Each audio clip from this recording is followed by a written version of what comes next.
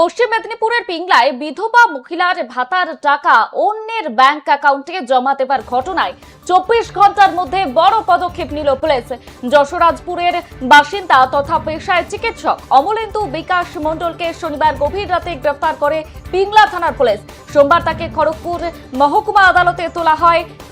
জানা যাচ্ছে, পিংলার খিরাই গ্রাম পঞ্চায়েত এলাকার এক বিধবা মহিলার সরকারি ভাতার টাকা দীর্ঘদিন ধরে ভুলবশত চিকিৎসকের অ্যাকাউন্টে জমা হয়।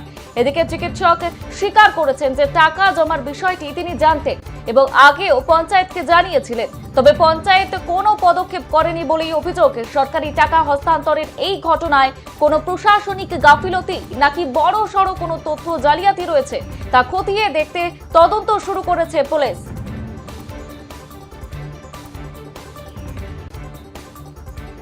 সব করে দিচ্ছি এবং টাকাটা আজকে জমা করে যাবো।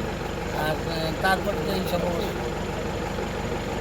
এখন কি বলবেন তাহলে? এটা আপনার দোষ ছিল না অন্য কারো? আপনি জানা সত্ত্বেও তো টাকাটা রেখেছেন। আমার দোষ বলতে আমি তো বার্ধক্য ভাতার জন্য করছিলাম, বিধবা ভাতাটা কি করি? বার্ধক্য ভাতা কার? বার্ধক্য ভাতা আমার। আপনার? হ্যাঁ। কিন্তু এতদিন বিধবা ভাতা পাচ্ছেন, তার সত্ত্বেও না, বিধবা ভাতা এতদিন যে পাচ্ছি সেটা কি করে জানবো? আমি তো ওইটু বললাম আপনি ব্যাংক বই জমা হচ্ছে টাকাটা, সেটা তো বার্ধক্য ভাতা বিধবা ভাতা আমি তো বুঝতে পারছি, তার আপডেট তো করার নেই।